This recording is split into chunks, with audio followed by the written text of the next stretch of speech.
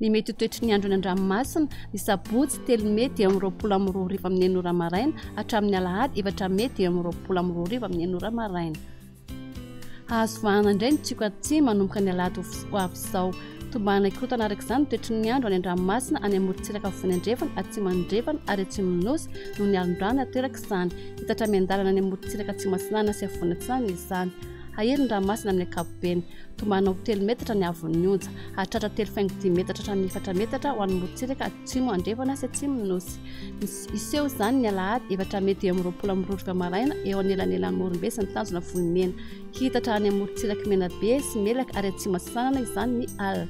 Sy ny alatsinainy 10 Mey dia amin'ny 20 maraina kosa ho an'ny morontsiraka vatovavy sy fitofonany.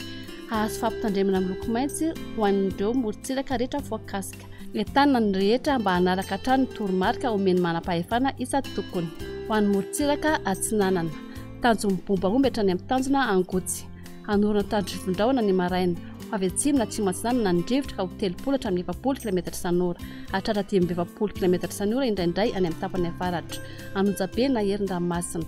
Avon'ny onja 5 hatramin'ny 2 metatra. Hatratra 2,10 metatra indraindray. Tanjona angotsy hatramin'ny manoro.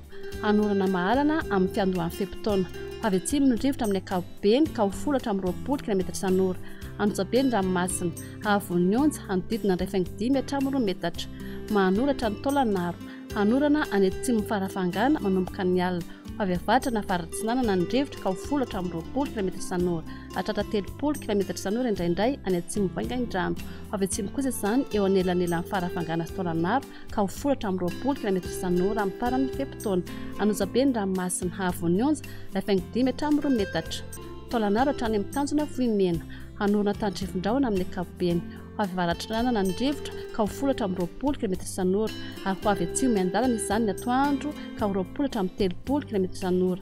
Anonjabe na herin-dranomasina. Avon'ny onja 2 hatramin'ny 2,10 metatra. Ho an'ny morontsiraka andrefana. Tanjona vohimena hatrany amin'ny tanjona akabo. Andrahona amin'ny sitokotoko merikity ary hanorana tandrivon-drahona vitsy indraindray. Avy atsimo ny rivotra ka ho 30 hatramin'ny 70 km isan'ora. Anonjabe na herin-dranomasina. Avon'ny onja 5 metatra. Hatratra 3 hatramin'ny 3,10 metatra any amin'ny faran'ny fepitaona noho ny alondrano avy atsimo andrefana. Tanjona akabo hatrany amin'ny tanjona filanandro. Hanorana tandrivon-drahona vitsy ny manakaiky ny morontsiraka melaka. Avy andrefana ny rivotra ka ho 10 hatramin'ny 20 km isan'ora. Avy atsimo kosa izany manomboka ny tolakandro ka ho 20 hatramin'ny 30 km isan'ora. Ateny mpanonja na anonjabe ny ranomasina. Avon'ny onja 5 hatramin'ny 1 metatra. Hatratra 5 metatra amin'ny alina ary hananika hatrany amin'ny 3 metatra manakaiky ny tanjona akabo any amin'ny faran'ny fepitaona noho ny alondrano avy atsimo. Tanjona filanandro hatrany analalava. Komaina amin'ny ankapobeny. Avy atsimo atsinanana ny rivotra ka ho 20 hatramin'ny 30 km isan'ora. Ny maraina. Avy andrefana kosa izany ny atoandro ka ho 10 hatramin'ny 20 km isan'ora.